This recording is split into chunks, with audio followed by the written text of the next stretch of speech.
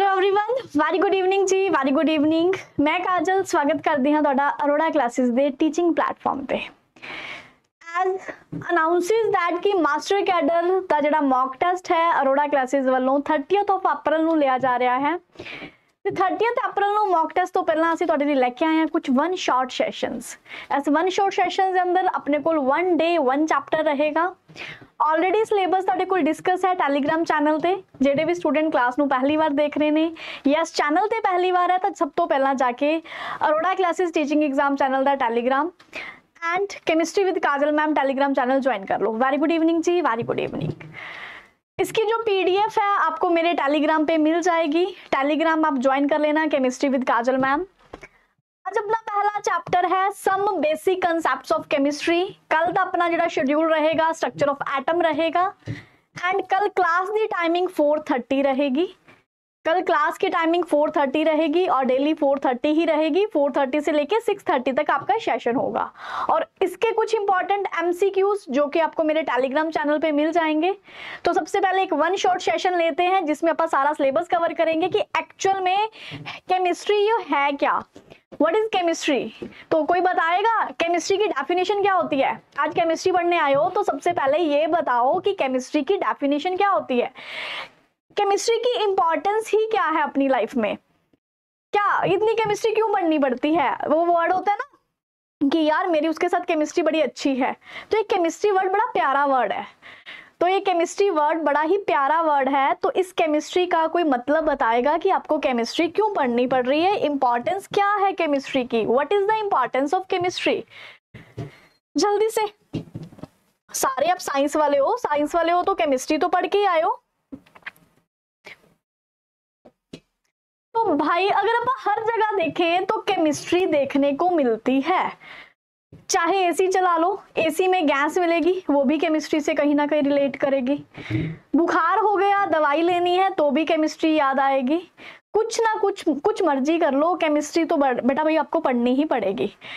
तो केमिस्ट्री अगर पढ़नी है तो सबसे पहले केमिस्ट्री से दोस्ती कर लो। केमिस्ट्री से दोस्ती करनी है तो आपको मेरी क्लास में आना पड़ेगा। इंपॉर्टेंस ऑफ केमिस्ट्री, राजे chemistry plays an important and essential role in daily life. जो केमिस्ट्री है एक बड़ा ही अच्छा रोल प्ले करती है अपनी डेली लाइफ में। It has help to meet all our requirements for a better living. अगर हमें अच्छा जीना है, अच्छा करना है, कुछ सब कुछ अच्छा चाहिए तो केमिस्ट्री ये बड़ा अच्छा रोल प्ले करा है केमिस्ट्री ने। केमिस्ट्री आपको केमिस्ट में दिख रही है, केमिस्ट्री आपको अपने घर में दिख रही है, केमिस्ट्री आपको अपने फ्रेंड्स के साथ भी दिख रही है। Without the knowledge of chemistry, अगर भाई आपको केमिस्ट्री की नॉलेज ही नहीं है तो अपनी वाइफ बड़ी ही डल है। वाइफ नहीं लाइफ, ओहो वाइफ कहाँ से याद आ गई। तो अपने पास जो अपनी लाइफ है वो बड़ी ही डल है। तो एक स्टूडेंट ने बड़ा ही अच्छा रिप्लाई करा है, science which deals with the study of chemicals. इसमें अपन केमिकल्स या सोल्ट्स के बारे में अगर देखते हैं, कुछ फिनोमिनाज रहते हैं तो जो अपने पास केमिकली चीजें रिएक्ट करती है, केमिकल बॉन्ड कैसे बनता है, फिजिकल बॉन्ड राजे कैसे बनता है, वो अगर अपन सारा कुछ देखें तो वो केमिस्ट्री के अंदर है। वो सारा कुछ बेटा कहाँ पे है, केमिस्ट्री के अंदर है। सबसे पहले कुछ कॉमन एप्लीकेशंस देखें, जैसे कि कोविड आया था, कोविड में हमने सैनिटाइजर बहुत यूज करा। हेल्थ है, सैनिटेशन है, तो वो सैनिटाइजर बना कहाँ पे, लैब में जाके बना था। किसने बनाया, केमिस्ट ने ही बनाया। तो जो सैनिटाइजर ना होता तो शायद आज हम भी जिंदा ना होते ना। नहीं तो एक आधे पूरे मतलब वो था ना जो कोरोना से रह गए थे, जिनको कोरोना नहीं हुआ था, तो अपना को बड़ा इन्होंने एक अपने लिए अच्छा रहा sanitation. Safer alternatives for environmental hazards, applications in industries. Industry में अमोनिया बनाए जा रहे हैं, अमोनिया बना रहा है तो अमोनिया के लिए राजा नाइट्रोजन चाहिए, अपने को हाइड्रोजन चाहिए। नाइट्रोजन और हाइड्रोजन की रिएक्शन करवा दी तो एप्लीकेशन इंडस्ट्री में हमें अमोनिया मिल गया। अमोनिया मिल गया, लार्ज स्केल पे मिल गया, तो इसको कैसे बनाएंगे, इसके लिए केमिस्ट्री पढ़नी पड़ेगी। तो केमिस्ट्री पढ़नी है तो फिर केमिस्ट्री पढ़ लेते हैं ना। न्यूक्लियर एनर्जी का राजा इसमें क्या रोल रहता है। तो सबसे पहले you have to know about branches of chemistry. तो राजा जो अपने पास एक केमिस्ट्री सब्जेक्ट रहता है तो केमिस्ट्री सब्जेक्ट के पास अपने पास 4 ब्रांचेस हैं। Very good evening ji, very good evening. बेटा क्लास को शेयर कर दो, ये क्लास सिर्फ आपके लिए है। ये वन शॉर्ट सेशन सिर्फ आपके लिए है जो स्टूडेंट मॉक टेस्ट देना चाहते हैं या वैसे भी अपना कोई ना कोई केमिस्ट्री का सिलेबस कर रहे हैं तो उनके लिए है ये क्लास। राजे सबसे पहले अपने पास है केमिस्ट्री। तो अगर अपन केमिस्ट्री की बात करें, केमिस्ट्री में organic chemistry, inorganic chemistry, physical chemistry and analytical chemistry. तो बच्चों केमिस्ट्री में जो ऑर्गेनिक केमिस्ट्री है अपने पास 4 टाइप की केमिस्ट्री रहेगी। तो सबसे पहले जो ऑर्गेनिक है, ऑर्गेनिक में अपन क्या पढ़ते हैं, organic compounds, carbon and its compound. इसमें अपन सब कुछ कार्बन के रिलेटेड पढ़ेंगे। कार्बन क्या होता है, कार्बन से कौन से कंपाउंड्स बनते हैं, हाइड्रोकार्बन्स क्या है भाई, अल्कोहल्स क्या है, फिनोल्स क्या है, ईथर्स क्या है, ये सारा कुछ अपन ऑर्गेनिक में पढ़ेंगे। ऑर्गेनिक के बाद राजे अपने पास आता है इनऑर्गेनिक। ऑर्गेनिक के पास राजे अपने पास आता है इनऑर्गेनिक केमिस्ट्री। इनऑर्गेनिक केमिस्ट्री में कार्बन को छोड़ के सब पढ़ेंगे, ठीक है। इनऑर्गेनिक केमिस्ट्री में भाई कार्बन को छोड़ के सब पढ़ेंगे, बहुत सारी एक्सेप्शंस पढ़ेंगे, सारा कुछ इसी क्लास में मैं आपको कवर करवाऊंगी। फिजिकल केमिस्ट्री है, इसमें फंडामेंटल प्रिंसिपल्स जो रह जाते हैं, फंडामेंटल प्रिंसिपल्स पढ़ेंगे। क्या क्या अपने पास लॉज होते हैं, जैसे कि कंजर्वेशन ऑफ मास लॉ क्या है, हमने डाल्टन ने अपने को एक थ्योरी दी। बहुत सारे प्रिंसिपल्स हैं जो सिर्फ अपन फिजिकल में पढ़ते हैं। फिजिकल केमिस्ट्री में राजे पर सारे प्रिंसिपल्स पढ़ेंगे। एनालिटिकल में क्या होता है कि अपन एनालिसिस करेंगे, क्वालिटेटिव एंड क्वांटिटेटिव। एनालिसिस में राजा अपन क्वालिटेटिव एंड क्वांटिटेटिव क्या करेंगे, एनालिसिस करेंगे। तो सबसे पहले अपन सबसे बेसिक टर्म पे चलते हैं कि अपने पास जो मैटर है, व्हाट इज मैटर, मैटर का नेचर क्या रहेगा। तो बड़ी सिंपल सी डेफिनेशन आती है, matter is that which occupy space and having some volume. Matter वो है जो जगह घेर रहा है और उसका कुछ वॉल्यूम है। मैटर वो है जो कुछ जगह घेर रहा है और कुछ उसका कुछ वॉल्यूम है, मतलब उसका कुछ आयतन है एंड कुछ उसका मास है।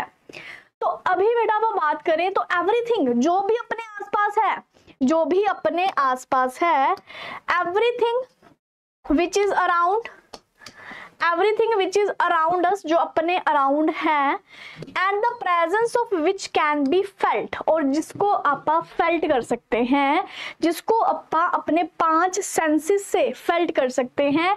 जैसे जिसको अपन देख सकते हैं, राजे टच कर सकते हैं, स्मेल ले सकते हैं, सुन सकते हैं और स्वाद ले सकते हैं, दैट इज कॉल्ड मैटर। उसको क्या बोलते हैं भाई, उसको बोलते हैं बेटा मैटर। उसको क्या बोलते हैं, मैटर बोलते हैं। Matter is anything which has a mass and occupy space. तो मैटर अपने पास वो है जिसके पास मास होता है और वो कुछ ना कुछ स्पेस को ऑक्यूपाई करता है, तो उसको अपन क्या बोलेंगे, मैटर बोलेंगे। तो मैटर की भाई क्लासिफिकेशन करी, मैटर की क्लासिफिकेशन अपने कुछ इस तरीके से करी कि जो मैटर है, मैटर आज अपने पास एक फिजिकल क्लासिफिकेशन है, एक केमिकल क्लासिफिकेशन है। अपने पास मैटर के राजे एक फिजिकल क्लासिफिकेशन है और एक अपने पास केमिकल क्लासिफिकेशन है। जो फिजिकल क्लासिफिकेशन है इसमें अपने पास 3 लोग हैं, एक सॉलिड है, एक लिक्विड है और एक गैस है। जो इंपॉर्टेंट स्टेट है राजे फिजिकल क्लासिफिकेशन में, इसमें अपने पास 3 मेंबर्स हैं, एक सॉलिड है, एक राजे लिक्विड है और एक गैसियस है। एक सॉलिड है भाई, एक लिक्विड है अपने पास, एक गैसियस है। अगर हम सॉलिड लिक्विड गैसेस को देखें तो सॉलिड्स में क्या है, लिक्विड्स में क्या है, गैसियस में क्या है। तो सॉलिड्स अपने पास एक लैटिस है जिसमें ये सारे अपने पास पार्टिकल बिल्कुल साथ साथ है, सारे पार्टिकल्स राजे बिल्कुल साथ साथ है, फोर्स ऑफ अट्रैक्शन बहुत ज्यादा है। सेकेंड अगर अपन लिक्विड पे चले, लिक्विड में पार्टिकल थोड़े दूर दूर होते हैं, लिक्विड में भाई पार्टिकल थोड़े दूर दूर होते हैं। गैसियस में पार्टिकल बच्चे बहुत ज्यादा दूर होते हैं। गैसियस में राजे पार्टिकल है वो अपने पास बहुत ज्यादा दूर होते हैं।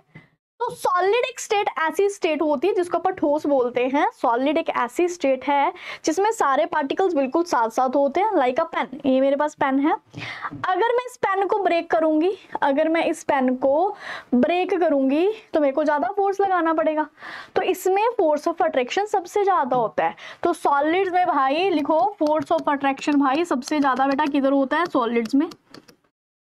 फिर लिक्विड्स में होता है, मतलब कम, सबसे कम किस में होता है, गैसेस में होता है। Solids, liquid and gaseous. अगर आप स्पेस की बात करें, स्पेस बोले तो intermolecular space, intermolecular space, intermolecular space.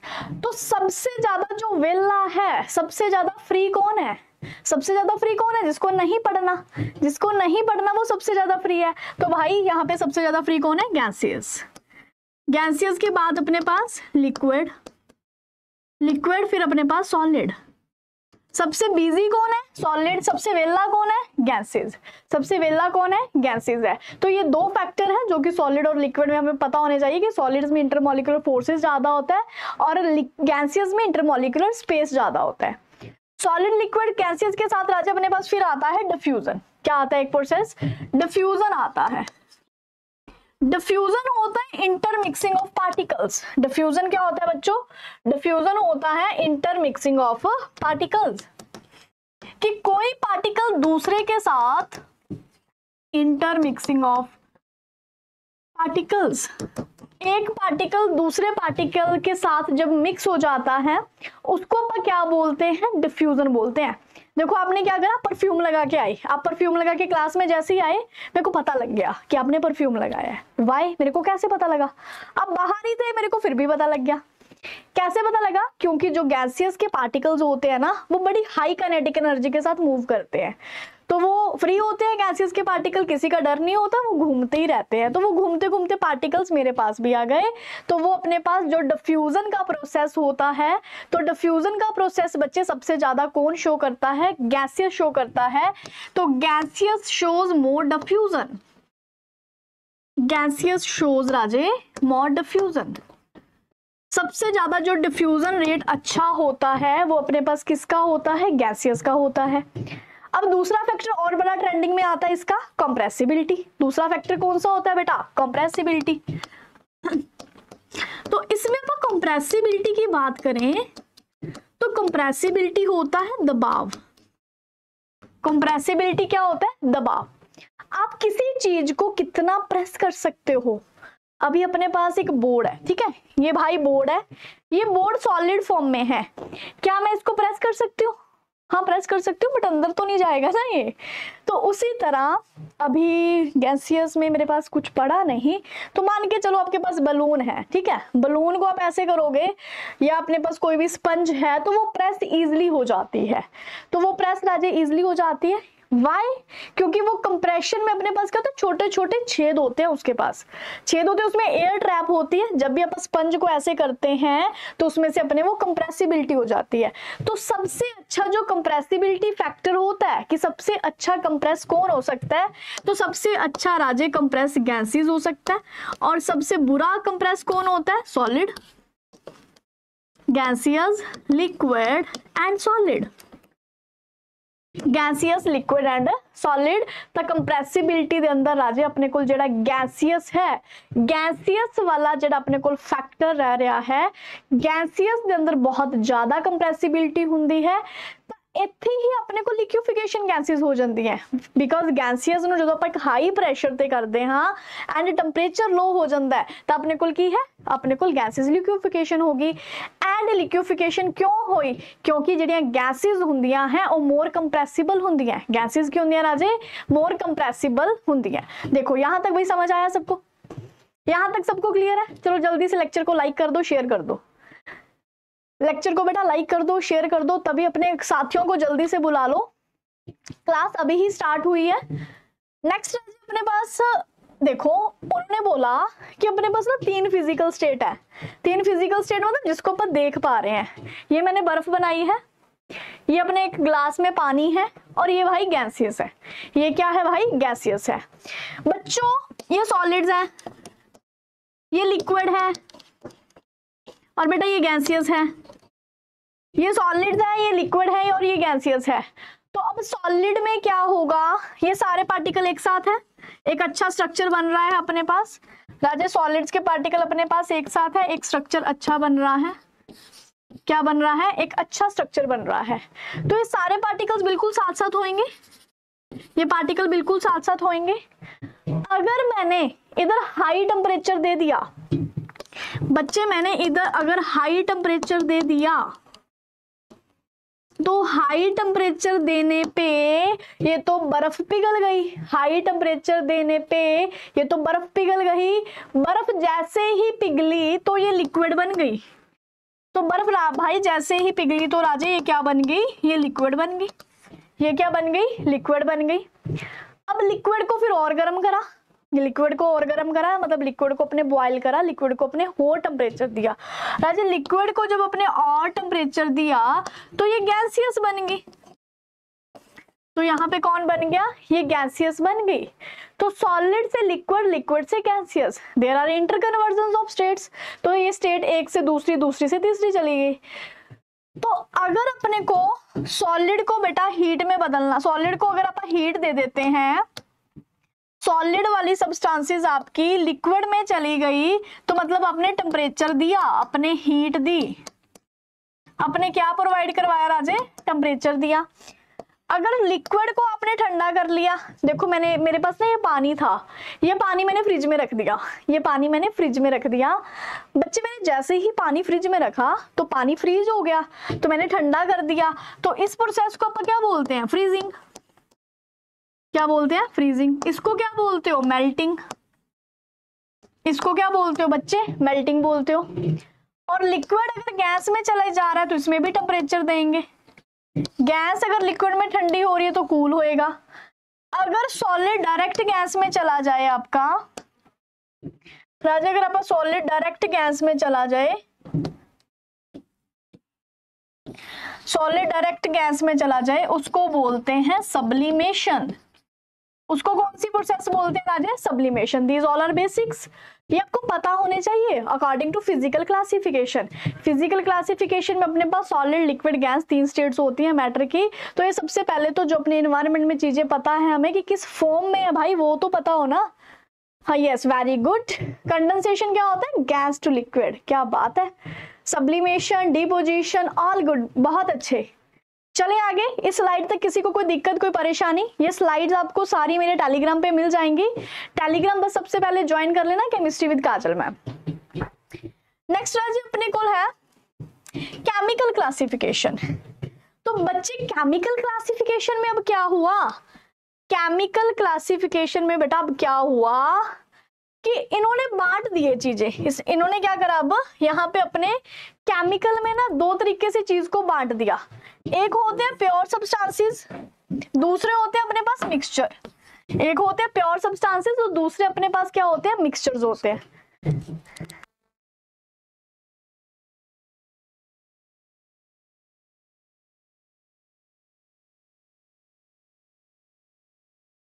Pure substances और मिक्सचर्स। राजे प्योर क्या होता है, अगर आप प्योर सोल हो, मतलब एक ही तरह के इंसान हो, ऐसे मिक्सचर नहीं हो।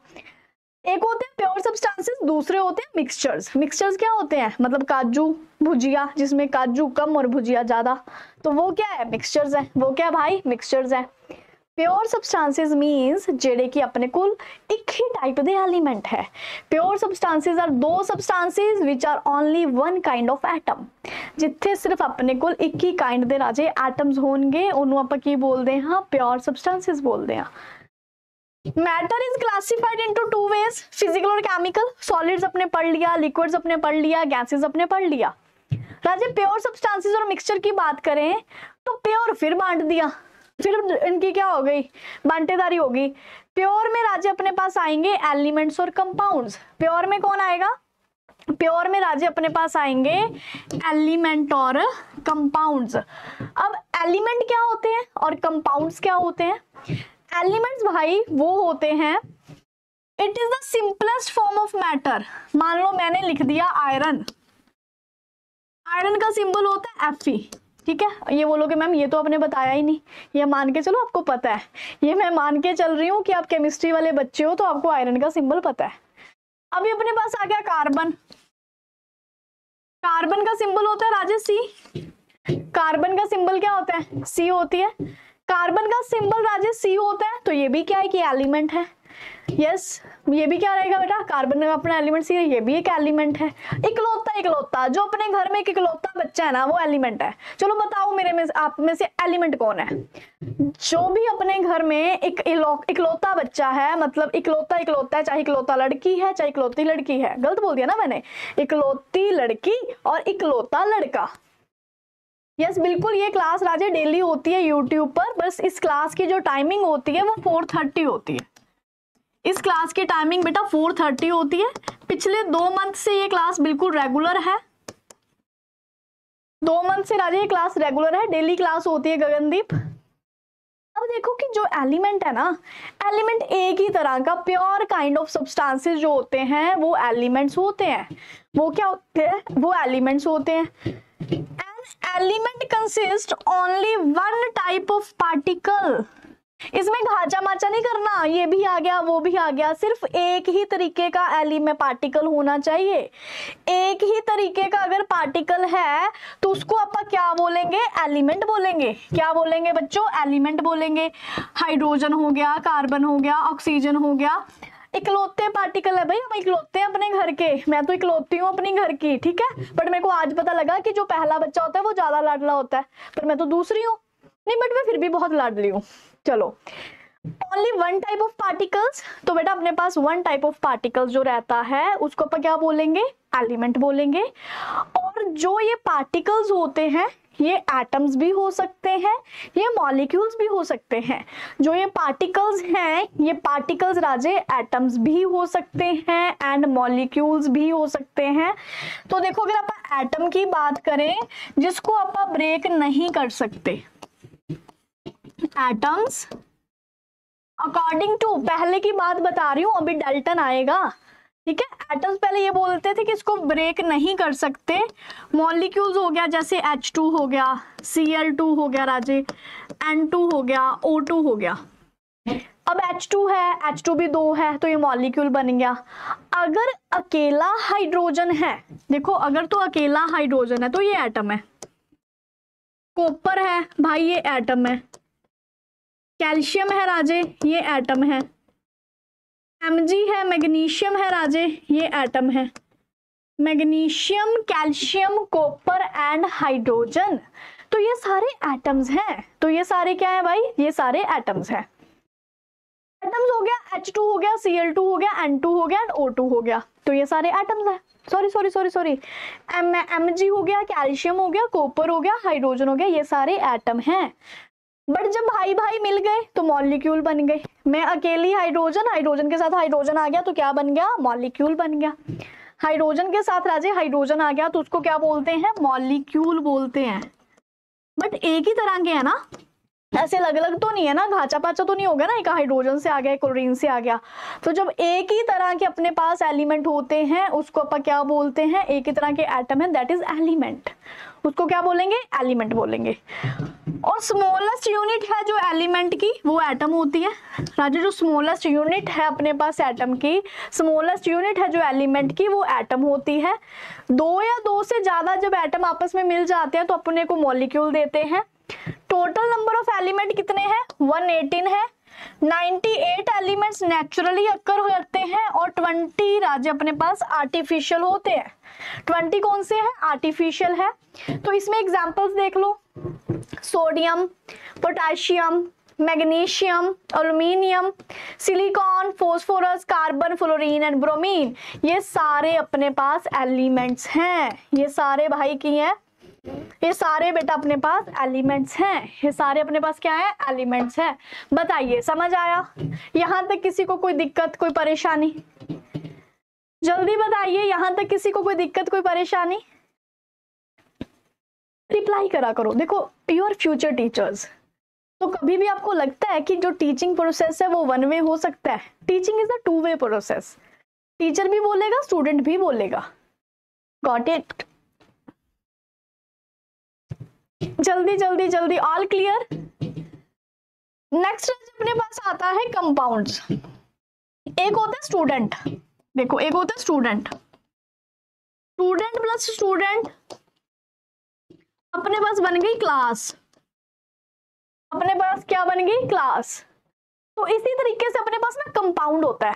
कंपाउंड क्या होता है? अपने वर्ड सुनोगे, पूरी केमिस्ट्री में यही कुछ पढ़ोगे, एलिमेंट क्या होते हैं, बट इससे पहले ये पता तो हो ना कंपाउंड्स क्या होते हैं। तो बच्चों जो कंपाउंड्स होते हैं ना, अब दोनों अलग अलग आ जाएंगे। जैसे वाटर है, वाटर तो सब पीते हैं ना, चलो जिसने पानी नहीं पिया वो पानी पी लीजिए। तो भाई वाटर है अपने पास राजे, वाटर का फॉर्मूला है H2O। वाटर का फॉर्मूला क्या है? H2O।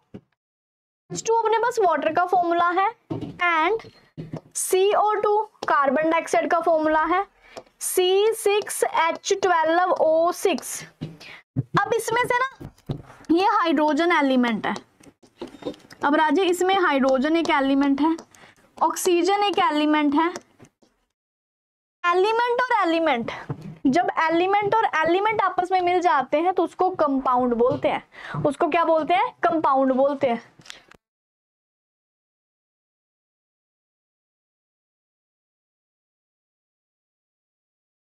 Hydrogen and oxygen Raje, hydrogen ते ऑक्सीजन जो आपस में मिलते हैं तो उन्हों की बोलते हैं कंपाउंड बोलते हैं। उन्हों की बोलते हैं कंपाउंड बोलते हैं। एंड अपने को जो वाटर है, वाटर की खासियत की है, वाटर एक यूनिवर्सल सॉल्वेंट है। वाटर की है बच्चों, water is a universal solvent. Water is a universal solvent. Water में सब कुछ चल जाता है। वाटर में शिकैश मिलाओ, दूध में वाटर मिलाओ, वाटर तो दाता है पूरा। Water is a universal solvent. तो यहां तक किसी को कोई दिक्कत, कोई परेशानी? डन डना डन डन। चले आगे। Different elements form combine to form compound. Very good. जब डिफरेंट एलिमेंट्स आपस में कंबाइन कर जाते हैं तो अपने पास कंपाउंड बनता है। जब डिफरेंट एलिमेंट्स राजे अपने मतलब एक दूसरे के साथ कंबाइन हो जाते हैं तो अपने पास कंपाउंड बनता है। तो ये था अपने पास एलिमेंट, फिर अपने क्या करा? कंपाउंड करा। ये तो प्योर सब्सटेंसेस थे, इसमें कुछ मिक्सिंग नहीं था। जो आपका पानी है ना, वो पानी भी प्योर है। पानी भी क्या है भाई? पानी प्योर है। तो अब आ जाते हैं मिक्सचर्स। मिक्सचर्स मैंने आपको बताया, काजू भुजिया, जिसमें भुजिया ज्यादा काजू कम। काजू भुजिया करा, काजू भुजिया में भुजिया ज्यादा और काजू कम। तो भाई मिक्सचर क्या होता है? मिश्रण होता है। मिक्सचर क्या होता है? मिक्सचर अपने को राजे की है मिश्रण है। मिक्सचर के अंदर अपने कुल की है एक मिक्सचर जिनके अंदर दो तो ज्यादा सब्सटेंस मिले होंगे। दो तो ज्यादा सब्सटेंसेस प्रेजेंट होंगे किसी भी रेशो चे, in any ratio. In any ratio मतलब आप दूध ज्यादा डाल दो, पानी कम डाल दो, दूध कम डाल दो, पानी ज्यादा डाल दो, दाल कम डाल दो, चावल ज्यादा डाल दो, चावल कम डाल दो, दाल ज्यादा डाल दो। तो ये क्या होता है? अपने पास मिक्सचर्स होते हैं। ये क्या होता है राजा? अपने पास मिक्सचर्स होते हैं। Mixture contains 2 or more substances present in it any ratio which are called its components। तो इसको क्या बोलते हैं राजे? अपन मिक्सचर्स बोलते हैं। Chemical identity of a pure components remains maintained in mixtures. A mixture may be homogeneous or heterogeneous। अब mixture को फिर बांटा क्या? 2 तरीकों में से। अब भाई मिक्सचर को 2 तरीकों में से बेटा कैसे बांटा? एक मिक्सचर होता है होमोजेनस, एक मिक्सचर है हेट्रोजेनस। देखो आपने क्या करा? आपने पानी में ना नमक डाल दिया। अगर आपने पानी में नमक डाल दिया या बेटा आपने पानी में शुगर डाल दी, हमें दिख नहीं रही, ठीक है। अब बोलोगे मैम हमें तो पता है, हमने तो डाल ली, हमें तो दिख रही है। नहीं, मेरे को नहीं दिख रही। हमने पानी में क्या डाला? नमक डाला। पानी में बेटा शुगर डाल दी। तो जिसमें अपने पास चीज नहीं दिख रही, जिसमें अपने को नहीं दिख रहा कि हमने क्या मिक्स करा, उस मिक्सचर को क्या बोलते हैं? होमोजेनस मिक्सचर बोलते हैं। क्या बोलते हैं बेटा? इस मिक्सचर को अपा होमोजेनस मिक्सचर बोलते हैं। कौन सा मिक्सचर बोलते हैं? होमोजेनस मिक्सचर बोलते हैं। इन होमोजेनस मिक्सचर, इस होमोजेनस मिक्सचर में क्या होता है? जो कंपोनेंट्स होते हैं एक दूसरे के साथ कंप्लीटली मिक्स हो जाते हैं। इन होमोजेनस मिक्सचर ये होता है ना कि आपने ना घर पे फंक्शन रखा, फंक्शन में आपने कोई दूर का फ्रेंड बुला लिया और वो तो आपकी फैमिली के साथ ऐसे घुल मिल गया जैसे पता नहीं कितना पुराना जानता हो। तो ये तो वो बात ही हुई ना कि अपने पास वो अच्छे से घुल मिल गया। तो मतलब वो होमोजेनस है, हमें पता ही नहीं लग रहा कि वो बाहर का बंदा है। हमें यही मानेंगे ना, अगर वो सारा दिन आपकी मम्मी के साथ बैठ के बातें कर रही है तो हम तो यही सोचेंगे ना कि ये तो घर वाली है, कोई बाहर वाली थोड़ा ना है। तो जिसमें अपने को पता ही नहीं चला कि इसमें क्या था, तो वो कौन से मिक्सचर होते हैं? होमोजेनस मिक्सचर होते हैं। कौन से मिक्सचर होते हैं राजे? होमोजेनस मिक्सचर्स होते हैं। In a homogeneous mixture, the components completely mix with each other, जिसमें अपने जो components है बड़ी अच्छे से मिक्स हो जाते हैं, एक यूनिफॉर्मिटी के साथ मिक्स हो जाते हैं। हमें पता ही नहीं चलता कि इसमें क्या था। तो उन मिक्सचर्स को अपन क्या बोलते हैं? होमोजेनस मिक्सचर बोलते हैं। और इसकी एग्जाम्पल क्या है? देखो शुगर, शुगर सॉल्यूशन, चीनी डाल दो पानी में, बेटा चीनी डाल दी पानी में चीनी डाल दी, हमें पता ही नहीं चला क्या था। और इसके साथ एयर, एयर भी क्या है? होमोजेनस। एयर भी क्या है भाई, होमोजेनस। तो एयर भी की है राजे अपने को होमोजेनस मिक्सचर है। तो this is all about homogeneous. अब आ जाओ हेट्रोजेनस पे। शादी पे कोई लड़का बुला लिया आपने, ठीक है, और आपके घर तो उसको कोई जान ही नहीं रहा था, वो एक कोने पे बैठा था। तो अब क्या हुआ, अब उसको देख के पता लग रहा था कि ये बाहर से आया है। तो ऐसे ही अब हेट्रोजेनस में बच्चे क्या होता है, हेट्रोजेनस में हमें नहीं, मतलब हमें, आपने मिट्टी मिक्स कर दी पानी में, छोटा बच्चा देख के बता देगा कि इसमें मिट्टी है। तो हेट्रोजेनस मिक्सचर में जो चीज होती है वो पूरी डिसॉल्व नहीं होती। हेट्रोजेनस में भाई पूरा अपने पास डिसॉल्व नहीं होता। Heterogeneous mixture the composition is not uniform. Uniform school में पहनते थे ना, स्कूल में यूनिफॉर्म पहन के जाते थे सब। यूनिफॉर्म क्यों पहनाई जाती थी, कि आप सारे एक जैसे दिखो। यूनिफॉर्म क्यों पहनाई जाती थी, कि आप सारे एक जैसे दिखो। बट इधर तो कोई एक जैसा दिख ही नहीं रहा। तो अगर एक जैसा नहीं दिख रहा तो उसको क्या बोलते हैं, हेट्रोजेनस मिक्सचर बोलते हैं। क्या बोलते हैं बच्चों, हेट्रोजेनस मिक्सचर बोलते हैं। In a heterogeneous mixture the composition is not uniform throughout and sometimes different components can be observed. मान के चलो एग्जाम्पल है अपने पास सॉल्ट एंड शुगर, ग्रेन्स और पल्सेस, डर्ट एंड स्टोन, मिट्टी हो गई, पत्थर हो गए।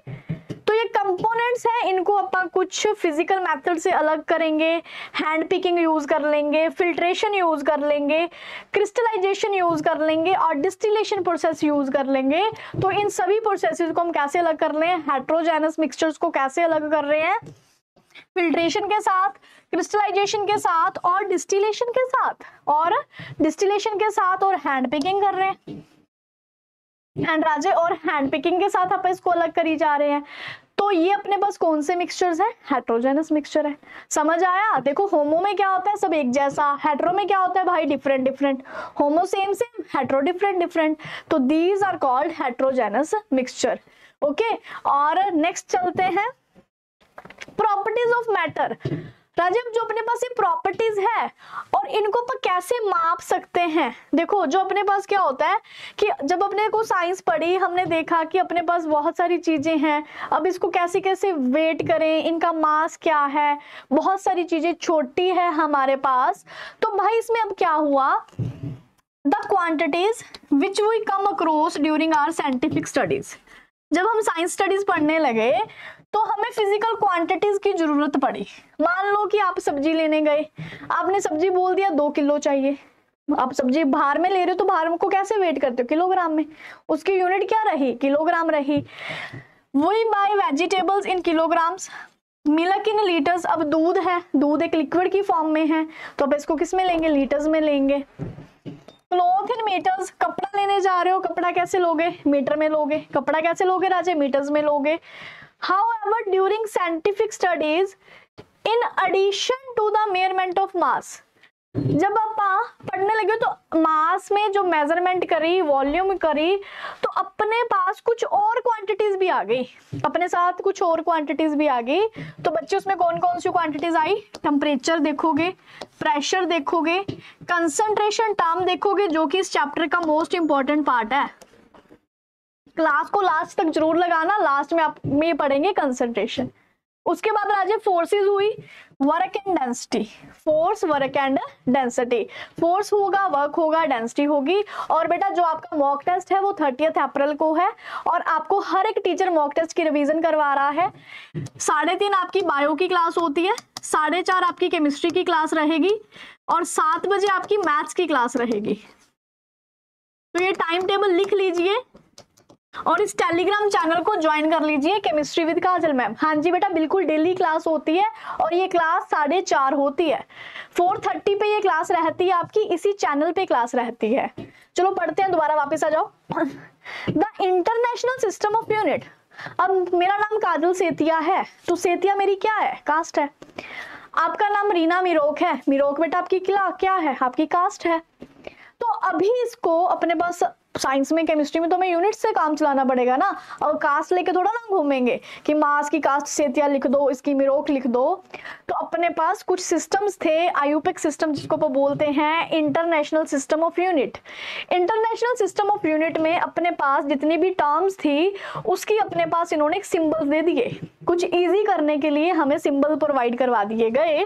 तो बच्चे इसमें सिंबल्स प्रोवाइड देखो, these units can neither be derived from one another, be further resolved any another unit, the SI unit। अपने पास SI यूनिट्स है, वो SI यूनिट्स कितनी है टोटल, 7 SI यूनिट्स है।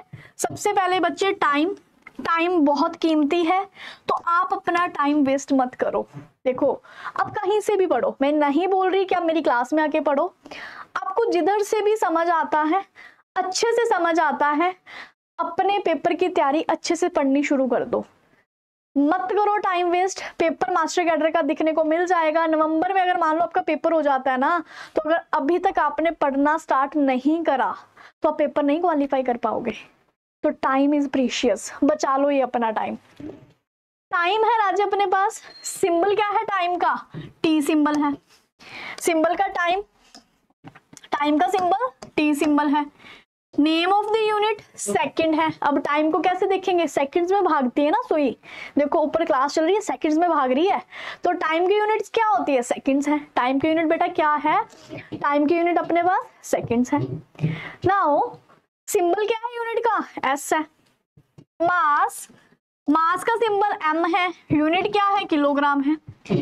फिजिकल क्वांटिटी मास है, जिसको आप एक क्वांटिटी को मेयर कर सकते हैं भाई, मास है, और इसकी यूनिट क्या है, किलोग्राम है। सिंबल क्या है बच्चे, केजी है। लेंथ की बात करें सिंबल एल है, और नेम ऑफ यूनिट क्या है आपके, मीटर है। मीटर का सिंबल क्या है, एम है। मीटर का सिंबल क्या है भाई, एम है। Thermodynamic temperature, thermodynamic temperature T है, यूनिट क्या है, केल्विन है। इलेक्ट्रिक करंट को किससे लिखते हैं, आई से लिखते हैं। ये सब यूनिट्स आपको याद होनी चाहिए कल तक। इलेक्ट्रिक करंट राजे आई से लिखते हैं, एम्पियर है, इसका सिंबल क्या है, ए है। इसका सिंबल क्या है भाई, ए है। ल्यूमिनियस इंटेंसिटी है, इसका सिंबल क्या है, कैंडिला है। इसका सिंबल क्या है राजे, कैंडिला है। किससे लिखते हैं इसको, सीडी से लिखते हैं, सीडी से लिखते हैं। Amount of substance, most important topic of this chapter, जिसको कि अपन लास्ट में जरूर पढ़ के जाएंगे। मोल कंसेप्ट क्या आएगा राजे, मोल कंसेप्ट, मोला रे मोला। अमाउंट ऑफ सब्सटेंस, इसमें पूरी केमिस्ट्री में इस चैप्टर में अपने को देखना ही क्या है, सब्सटेंस की अमाउंट देखनी है। तो इसमें अमाउंट कोई बहुत ज्यादा नहीं होती, बहुत ज्यादा अच्छा खासा पैसा नहीं मिल रहा आपको, थोड़ा सा मिल रहा है, तो इसको अपन किससे लिखते हैं, मोल से लिखते हैं। तो इस चैप्टर की जो बोलते हैं ना रीढ़ की हड्डी, वो मोल कंसेप्ट है। इस चैप्टर की रीढ़ की हड्डी कौन है, मोल कंसेप्ट है। तो पर मोल कंसेप्ट से पहले बेसिक भी तो आना चाहिए ना, सीधा एकदम से आप +2 में तो नहीं चले जाते, पहले नर्सरी करते हो, क्रैच जाते हो, प्री नर्सरी करते हो, फिर नर्सरी करते हो। तो यही मुद्दा अपना केमिस्ट्री का है। अगर केमिस्ट्री से डरते हो, इट मींस बेसिक नहीं पढ़े, इट मीन्स आपने बेसिक नहीं पढ़े और आप पूछने से घबराते हो क्या मैम से टेम्परेचर की यूनिट पूछें, तो ये क्लास आपके लिए बिल्कुल बेसिक से है बेटा। क्लास को शेयर करते रहो और अपनी क्लास को लगाते रहो 4:30 पे। क्लास की टाइमिंग जो रहेगी आपकी 4:30 से 6:30 रहेगी। आज के दिन जो आपकी ये क्लास है 5:30 लगी है, तो ये 7 बजे तक आज आपकी क्लास रहेगी। अमाउंट ऑफ सब्सटेंस राजा अपने पास क्या है, मोल है। अब कुछ यूनिट आ जाती हैं जो बस दूसरों से उधार लेते हैं, कुछ यूनिट आ जाती है भाई जो बच्चे अपन दूसरों से उधार लेते हैं। कुछ यूनिट्स अपने पास है जो अपन दूसरों से उधार लेते हैं, जैसे कि वेलोसिटी है। वेलोसिटी क्या होती है, वेलोसिटी एक तरह की स्पीड होती है। वेलोसिटी क्या होती है, एक तरह की स्पीड होती है। वेलोसिटी की यूनिट क्या रहती है, मीटर पर सेकंड, मीटर पर सेकंड। तो इसको कैसे लिखते हैं, मीटर पर सेकंड। इसको कैसे लिखते हैं भाई, मीटर पर सेकंड। नाउ एरिया, एरिया क्या होता है, मतलब कितना ऑक्यूपाई करा, स्क्वायर मीटर में लिखते हैं एम स्क्वायर। वॉल्यूम क्यों लिखते हैं क्यूबिक मीटर में, एम क्यूब।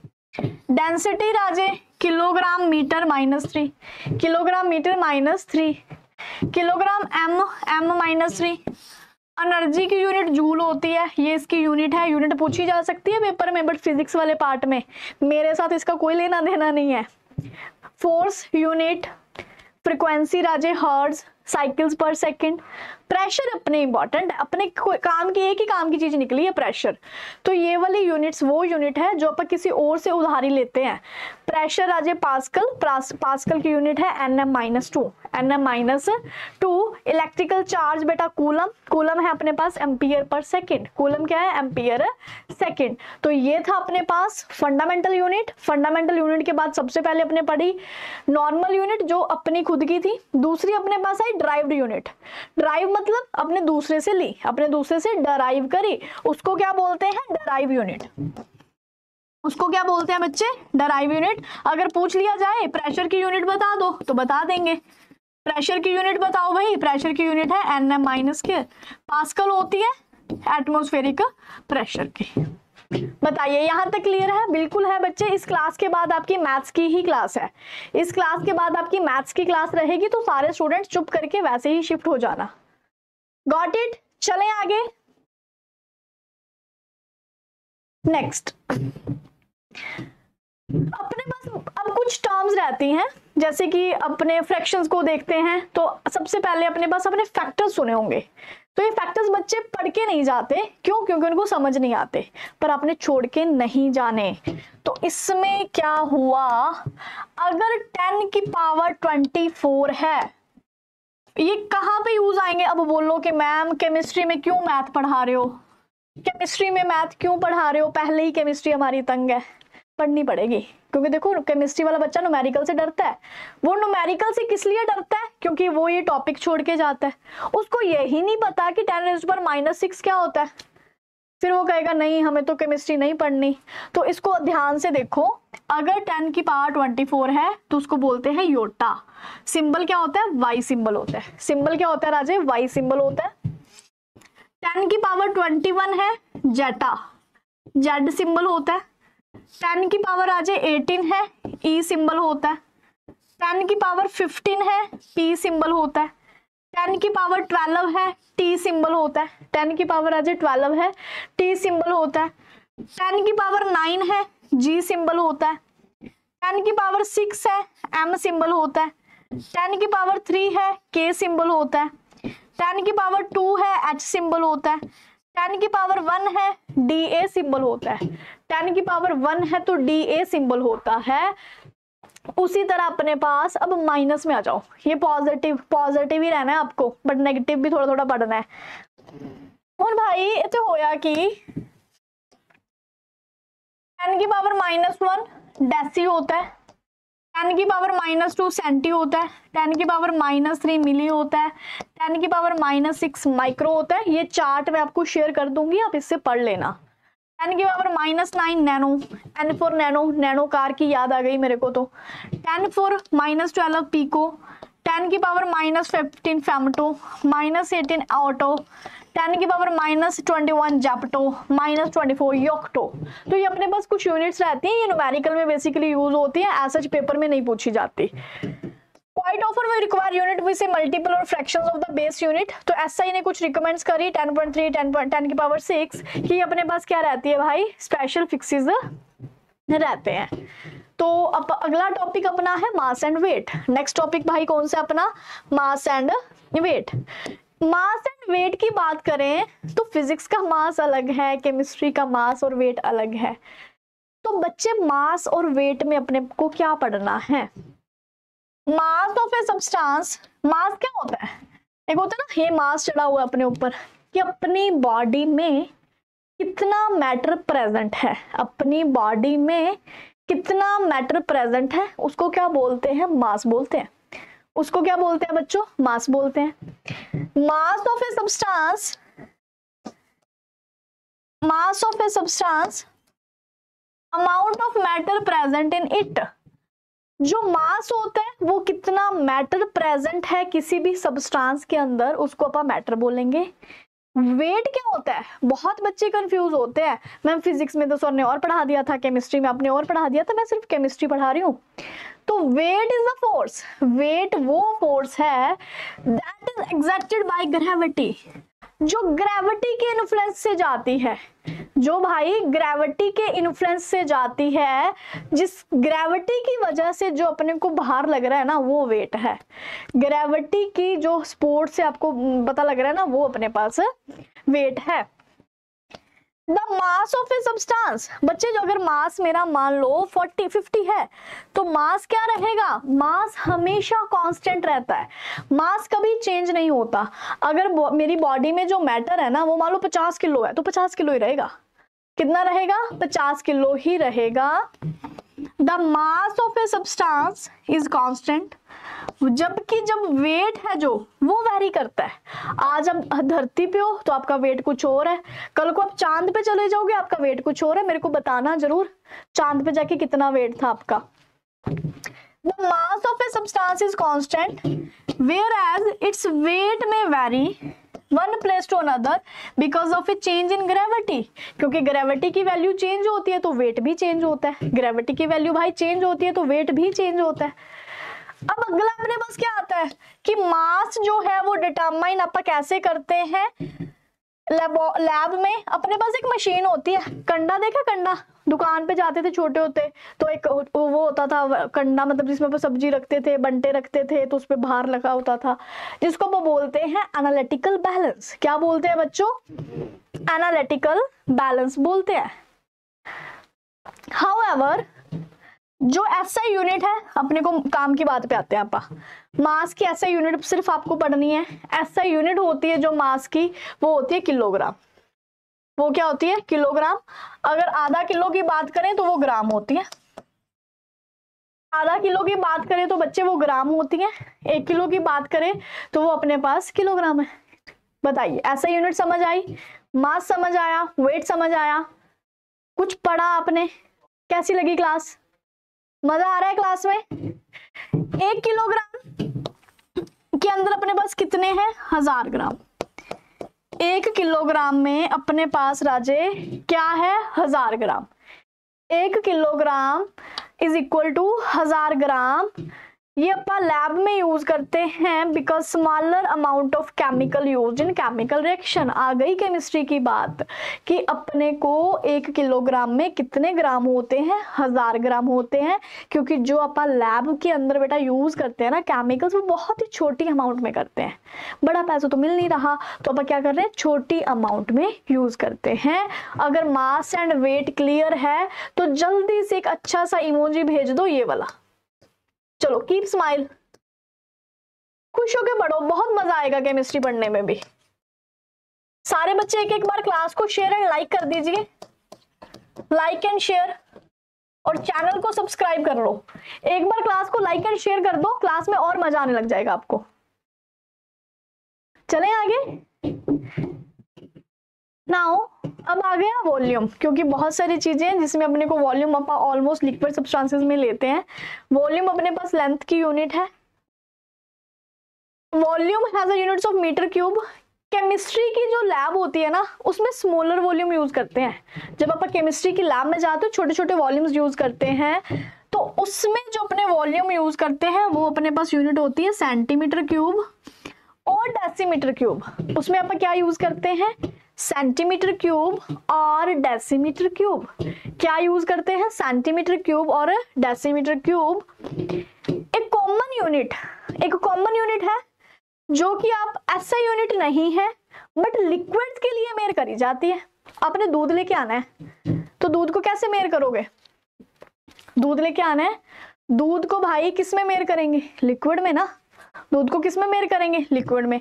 तो volume of liquids is measure in a litre.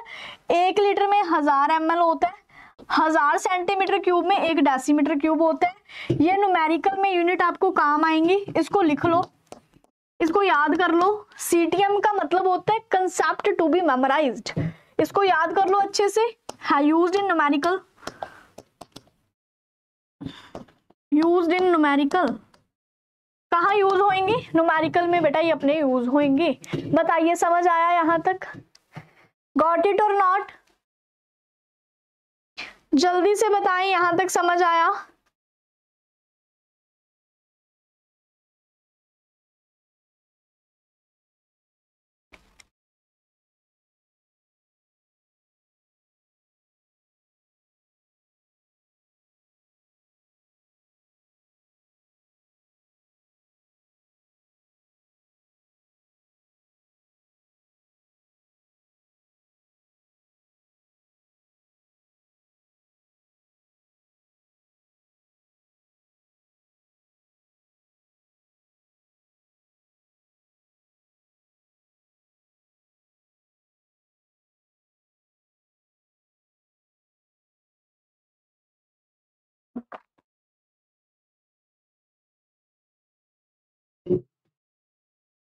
Okay ji, okay, चले आगे।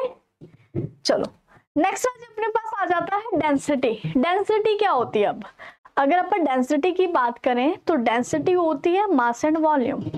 Density of a substance is it's amount of mass per unit by volume.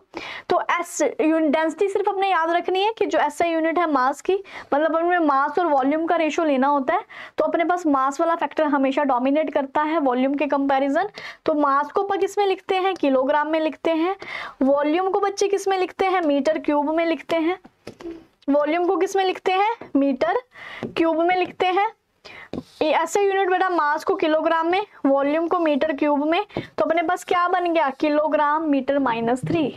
क्या बन गया? Kilogram metre -3। तो डेंसिटी अपने पास एक तरह की कंपैक्टनेस होती है। हाँ बिल्कुल ठीक है, डेंसिटी अपने पास क्या होती है? एक तरह की कंपैक्टनेस होती है, एक संघनापन होता है। क्या होता है? कितना कुछ ज्यादा डेंस है उसको क्या बोलते हैं? डेंसिटी बोलते हैं। टेम्परेचर की बात करें तो टेम्परेचर अपने पास क्या रहता है? 3 कॉमन स्केल्स होते हैं अपने पास। एक होता है टेम्परेचर डिग्री सेल्सियस, एक फारेनहाइट और एक केल्विन। और जहां इधर अपने पास जो केल्विन होता है वो एक ऐसा यूनिट है। केल्विन क्या है राजे? एक ऐसा यूनिट है। केल्विन क्या है भाई? एक ऐसा यूनिट है। ए थर्मोमीटर विद सेल्सियस स्केल, जो सेल्सियस स्केल होता है उसमें 0 से लेके 100 तक नंबर होते हैं। और जो दूसरे टेम्परेचर होते हैं, freezing point and the boiling point of water, where these two temperature, this is the freezing point. ये अपने पास फ्रीजिंग पॉइंट होता है वाटर का, और ये बच्चे अपने पास बॉइलिंग पॉइंट होता है वाटर का। Freezing point of water and boiling point of water. जबकि जो फारेनहाइट स्केल होता है उसमें वैल्यू होती है 32 टू 212। जो अपने पास फारेनहाइट स्केल होता है उसकी वैल्यू कितनी होती है राजे? इसकी वैल्यू होती है 32 टू 212। 32 और 212 इसकी वैल्यू कितनी होती है? 32 डिग्री से 212 डिग्री होती है। और इसमें ना एक रिलेशन होता है बड़ा अच्छा, मतलब इन दोनों की बड़ी अच्छी रिश्तेदारी है। इसमें रिलेशनशिप क्या रहता है? अगर अपने पास फारेनहाइट है तो अपने को सेल्सियस में बदलना है, तो अपने को ये रिलेशन याद रखना है। एक होता है टेम्परेचर अगर केल्विन में है 0 डिग्री सेल्सियस प्लस 273। तो ये 2 रिलेशन है, क्योंकि पेपर में टेम्परेचर का कन्वर्जन बहुत इंपॉर्टेंट है। अगर मान लो आपको ना पेपर में उन्होंने दे दिया कि 10 डिग्री सेल्सियस है, आपको क्या दे दिया कि 10 डिग्री सेल्सियस है, तो अपने जो न्यूमेरिकल सॉल्व करना है उसको केल्विन में करना है। तो सबसे पहले अपन यूनिट चेंज करेंगे। यूनिट चेंज कैसे करेंगे? केल्विन में टेम्परेचर करना है, डिग्री सेल्सियस की जगह 10 डिग्री सेल्सियस भर दो, यहाँ 273 कर दो, यहाँ 373 केल्विन आ जाएगा। क्योंकि जब भी न्यूमेरिकल सॉल्व होता है फिजिकल केमिस्ट्री का, यूनिट देखनी होती है। तो यूनिट इंपॉर्टेंट है, इसको लाइटली मत लेना कि ये तो आएगा ही नहीं पेपर में। हाँ नहीं आएगा, बट अगर टेम्परेचर ही नहीं चेंज करना आएगा तो न्यूमेरिकल कैसे करोगे? तो न्यूमेरिकल सीखने हैं तो ये सीखना पड़ेगा। तो temperature in kelvin is equal to 10 degree Celsius plus 273। तो अपने को क्या मिल गया? 373। Note that temperature below 0 degree, negative values is possible in the Celsius scale, but negative temperature is not possible in the Kelvin scale. Kelvin scale में कभी भी negative value आपको देखने को नहीं मिलेगी। तो यहाँ से इंपॉर्टेंट क्या है? इन दोनों की रिश्तेदारी। इन दोनों की रिश्तेदारी फारेनहाइट की और अपने पास टेम्परेचर इन केल्विन की। बताइए टेम्परेचर समझ आया? एक्चुअल में जो टेम्परेचर होता है ना, टेम्परेचर क्या करता है? Temperature mayor the degree of hotness और कोल्डनेस। टेम्परेचर क्या करता है? Temperature mayor the degree of hotness और कोल्डनेस ऑफ ऑब्जेक्ट। जो तापमान होता है वो अपने क्या देखता है कि कोई चीज कितनी ज्यादा ठंडी है और कितनी ज्यादा गर्म है, उस अपने को कौन वो मेयर करता है? टेम्परेचर मेयर करता है। कौन मेयर करता है राजे? टेम्परेचर मेयर करता है। बताइए यहां तक समझ आया? जल्दी से लेक्चर को लाइक और शेयर एक बार दोबारा फिर कर दीजिए। Like and share please. चलो कौन कौन क्लास को लाइक करके आया है बताना। अब में से क्लास को लाइक कौन कौन करके आया है? अभी किसी के घर जाते हो तो नमस्ते करते हो ना? चलो बताओ मेरी क्लास में नमस्ते किस किस ने करा है?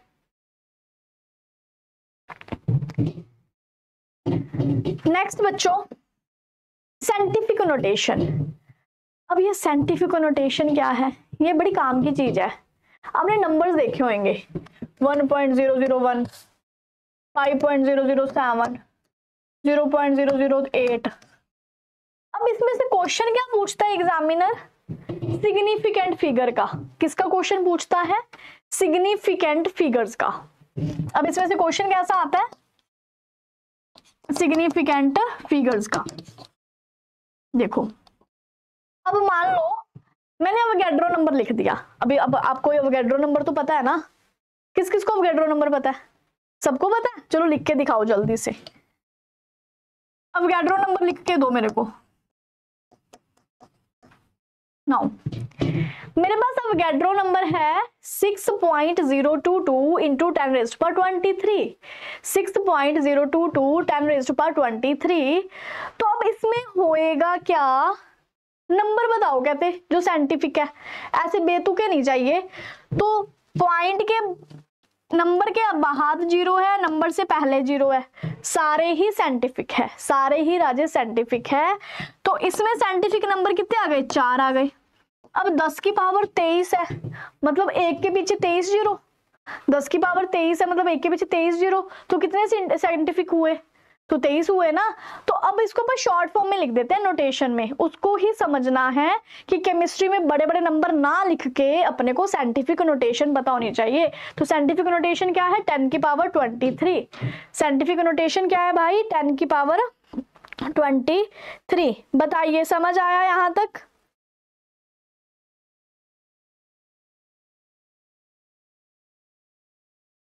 बताओ यहां तक समझ आया साइंटिफिक नोटेशन के बारे में। साइंटिफिक नोटेशन क्लियर है। अब इसमें ना कुछ रूल्स रहते हैं, इसमें कुछ रूल्स रहते हैं, तो उस रूल्स को समझो पहले। इस रूल से आपको क्वेश्चन भी पूछा जा सकता है। अगर अपने पास कोई नंबर है, अब इसमें अपने पास क्या है बेटा, कोई नंबर है। इन साइंटिफिक नोटेशन अपने पास है 345.876। ठीक है, मेरे को ये ना अच्छा नहीं लगा, 34.876 ये एक नंबर है मेरे पास, 345.876। अब इस नंबर को मैंने ऐसे लिख दिया 3.45876 10 की पावर 2। बहुत सारे बच्चे तो इसी में ही उलझ गए कि मैडम ये क्या लिख दिया आपने। भाई मैंने कुछ नहीं करा, सिर्फ मैंने पावर्स में नंबर लिख दिया। देखो ये पॉइंट मैंने 2 नंबर आगे शिफ्ट कर दिया और मैंने 10 की पावर 2 डाल दी। एक ही बात होती है, एक ही बात होती है, तो घबराना नहीं है। जब न्यूमेरिकल करते हो ना तब आपका आंसर कुछ ऐसे निकल रहा होता है। आपका आंसर पेपर में निकला ये वाला, आपका आंसर निकला 34.876, ऑप्शन में था ये वाला, आपने लगा दिया नन ऑफ दीज। आपने क्या लगा दिया, नन ऑफ दीज। तो फिर रोओगे पछताओगे। तो ये कुछ रूल्स होते हैं, इसीलिए बेसिक क्लास लगानी भी चाहिए आपको। सीधा +2 नहीं करनी, पहले अपने फर्स्ट करनी है। ये नहीं सुनना कि अपने को बेसिक थोड़ा ना पेपर में आएगा। बेटा बेसिक करोगे तो एडवांस आएगा ना, जब बेसिक ही नहीं क्लियर तो एडवांस कैसे करोगे। Got it. बताइए यहां तक सबको समझ आया, यहां तक भाई सबको समझ आया, रिप्लाई कीजिए यस। अब अपने पास सेकंड है, ऐसे लिख रखा है 0.0023। मेरे को नहीं पसंद ये, आपको भी नहीं पसंद आया।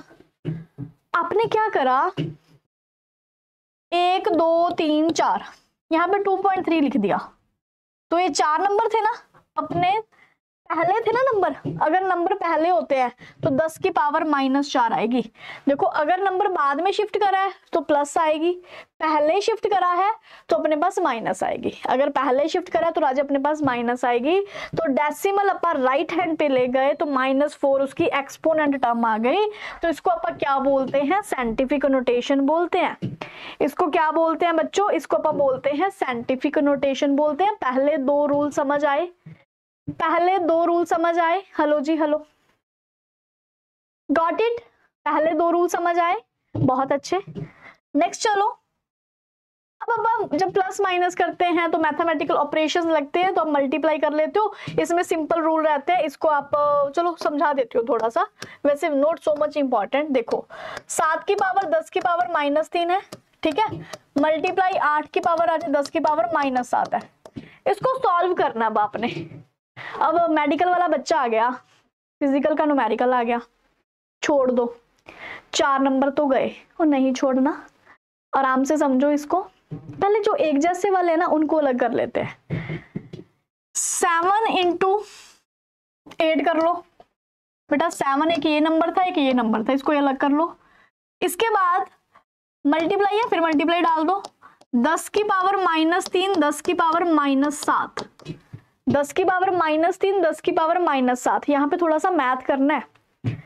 अगर a की पावर b हो और a की पावर c हो, a के पास b की पावर, a के पावर बच्चे c की पावर, अगर दोनों बीच में सेम अपने पास बेस होते हैं, इसको बोलते हैं बेस, ये बेस है।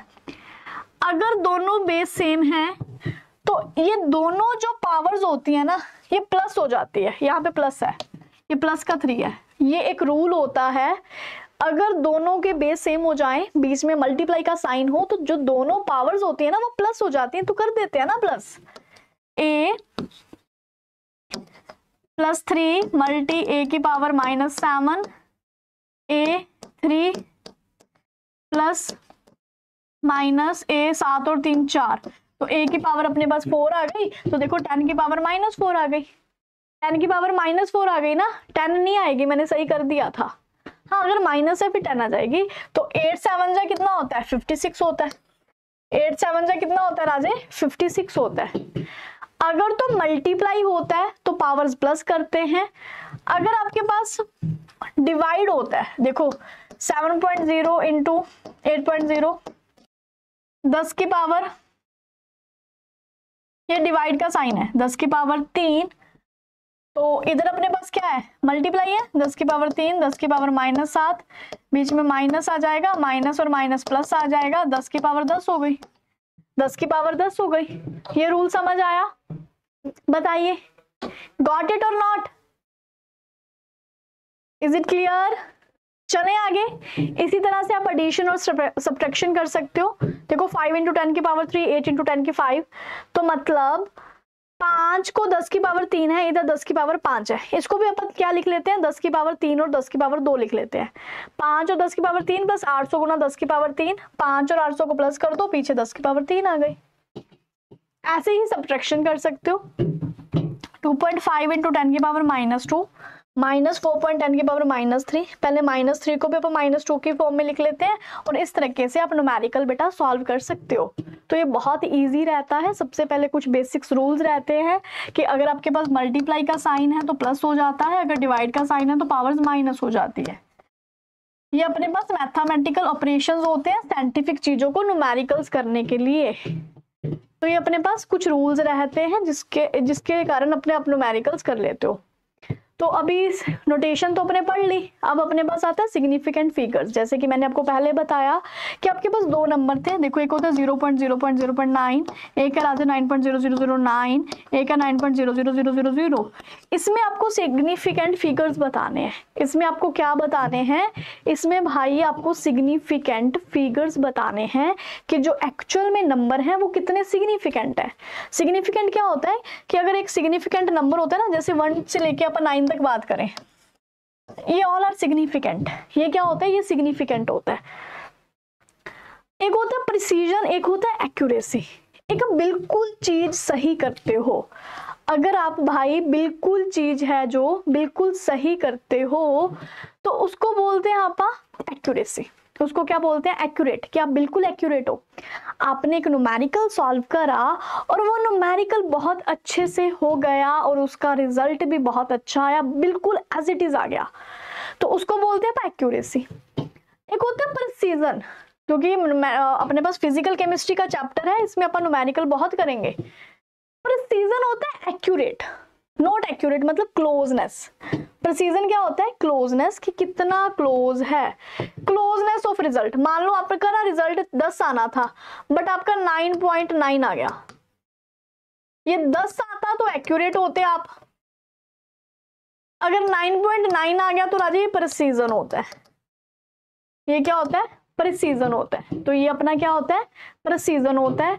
तो अपने पास अगर एक एग्जाम्पल है, ठीक है, इसमें अपने को बोला कि जो किसी की ट्रू वैल्यू है ना वो 7 ग्राम है।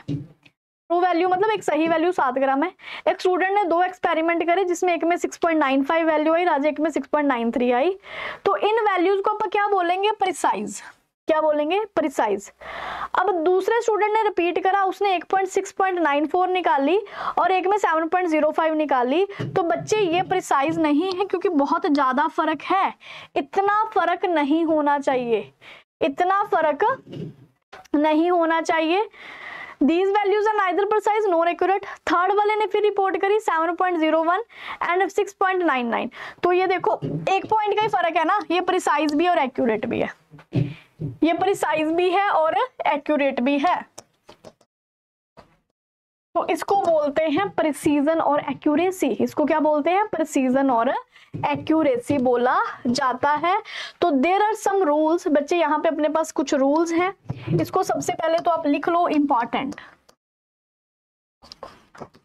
इसको लिख लो इंपॉर्टेंट। ये बहुत इंपॉर्टेंट है, ये आपको पीडीएफ है, सारा पीडीएफ मिल जाएगा। सिर्फ समझने पे फोकस करें क्योंकि these are only one shot session, आपको डिटेल में ऑलरेडी पढ़ाया जा चुका है। All non zero digit are significant.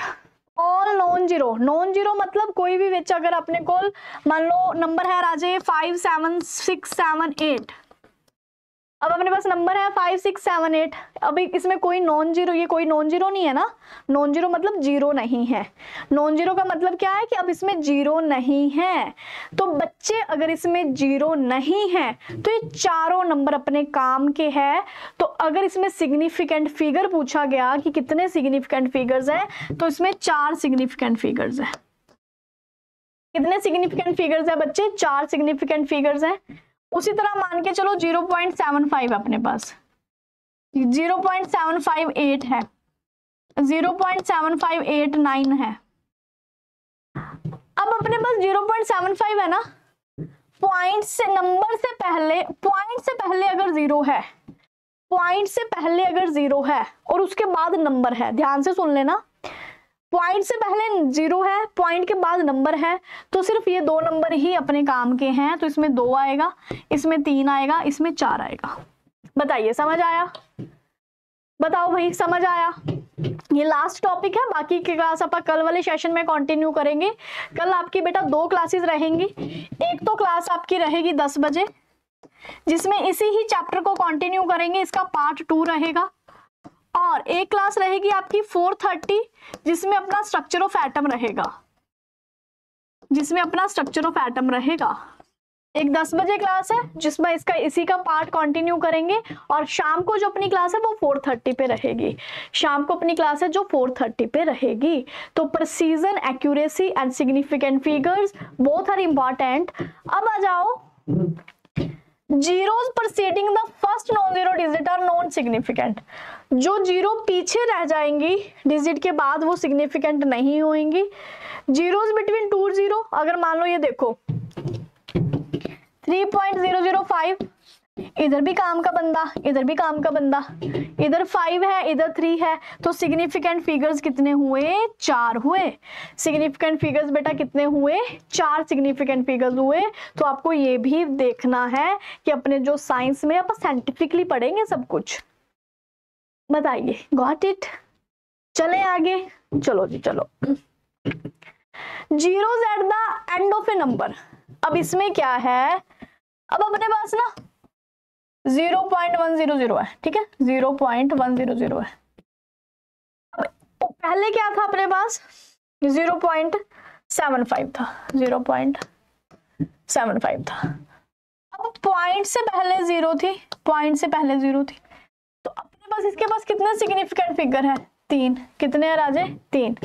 But अगर यही पॉइंट ना होके 100 होता, पॉइंट ना होके, ये इस एग्जाम्पल को ध्यान से समझो, एक 0 पॉइंट अपने को 100 है, एक 100 है। पॉइंट दे चक्कर च राजे इनके कोल 3 सिग्निफिकेंट है, इनके कोल पॉइंट ना होके एक सिग्निफिकेंट फिगर है। कितने फिगर्स है राजे, देखो 100.0, इतने कितने होंगे, 4। इतने कितने होंगे, 4 सिग्निफिकेंट फिगर्स होंगे। कितने सिग्निफिकेंट फिगर्स होंगे, 4 सिग्निफिकेंट फिगर्स होंगे। These numbers are better represented तो अपने पास देखो, अगर आप 100 को लिखना है तो 100 को अपने कैसे लिखना है, 1 × 10 की पावर 2। तो सिग्निफिकेंट फिगर कितना है, 1 है। सिग्निफिकेंट फिगर कितने हैं राजे, अपने पास 1 है। अगर आप 1.00 लिख रहे हो, 1.00 लिख रहे हो, 10 की पावर 2 है, तो पॉइंट के बाद वाली 0 काउंट करनी है, इसमें 3 है। पॉइंट के बाद वाली 0 काउंट करनी है, तो इसमें अपने पास 3 सिग्निफिकेंट फिगर्स होते हैं। तो सिग्निफिकेंट फिगर के रूल्स को अच्छे से देखना है, आज शाम को जाके आपने रिवाइज करना है और मेरे को बताना है कि कौन किस में आपको डाउट आ रहा है। Counting number of object have infinite significant number. देखो अभी 2 बॉल्स हैं, 20 एग है, तो इसमें एग्जैक्ट नंबर अपन लिख सकते हैं 2 = 2.00000, 20.00000। तो अगर आपके पास कोई नंबर्स आ जाते हैं जैसे 2 बॉल 20 एग्स, तो इसमें बहुत सारे सिग्निफिकेंट फिगर्स होते हैं जिसको अपन नहीं देख पाते। इन 2 के बाद कितनी मर्जी 0 लगा दो, 2 के बाद राजी कितनी मर्जी 0 लगा दो, 20 के बाद जितनी मर्जी 0 लगा दो, तो वो अपने अपन नहीं देख सकते, वो आप नहीं देख सकते। नेक्स्ट अपने पास है, अगर कोई डिजिट नंबर्स हैं, देखो 4.01, दोबारा फिर वही आ गया, ये सारे सिग्निफिकेंट है, इसमें 3 आ जाएंगे, इसमें बच्चे 4 आ जाएंगे। देखो यहां तक किसी को कोई डाउट है, बताए बेटा, यहां तक किसी को कोई डाउट है किसी भी तरीके का, जल्दी बताइए। बहुत पढ़ा है अभी अपना पढ़ने वाला, और आपकी नेक्स्ट क्लास का टाइम भी हो रहा है, मैथ्स की क्लास है आज आपकी।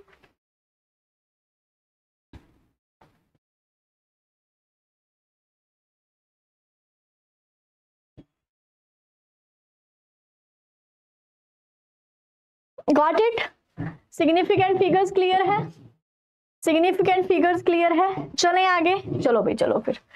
Rules for limiting the result of mathematical operations. If the rightmost digit is to be removed and more than 5, then the preceding number is increased by 1। देखो अब अपने पास ना कोई रिजल्ट आ जाता है न्यूमेरिकल में 1.386, भाई इतने नंबर क्या करने हैं, इसको चुप करके 1.39 लिख दो। अब 8 तक तो पहुंच ही गए, 10 पे तो वैसे ही नया नंबर आ जाएगा ना। तो 1.386 अगर आपका रिजल्ट आ रहा है न्यूमेरिकल का, बट पेपर में आंसर 1.39 है, तो ये सही जाएगा, ये सही जाएगा। अगर बार बार देखो 4.344 है, तो इसको बार बार 44 ही आए जा रहा है, तो इसको 4.3 लिख दो। बार बार 4.3344 आई जा रहा है, इसको 4.3 लिख दो। तो ये कुछ बेसिक रूल्स हैं जो आज आपको अपने दिमाग में डाल लेने हैं। 4.344 बार बार 4.344 आई जा रहा है ना, इसको 4.33 कर दोगे। क्या कर दोगे राजे, 4.33 करोगे।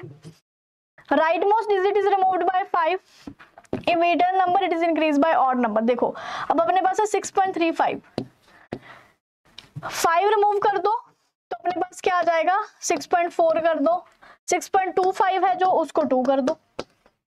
बस ये थोड़ा बहुत रिजल्ट्स रहते हैं, ये आपको मतलब इतना न्यूमेरिकल के बेसिस पे हो जाते हैं। यहां तक बताइए बच्चे, किसी को कोई डाउट है, किसी को बेटा कोई डाउट है किसी भी तरीके का, जल्दी चलें आगे। मेरे को लगता है अभी खत्म हो ही जाएगा, तो अगर आज खत्म हो गया तो कल वाली क्लास में क्वेश्चंस करेंगे। समझ आया अच्छे से?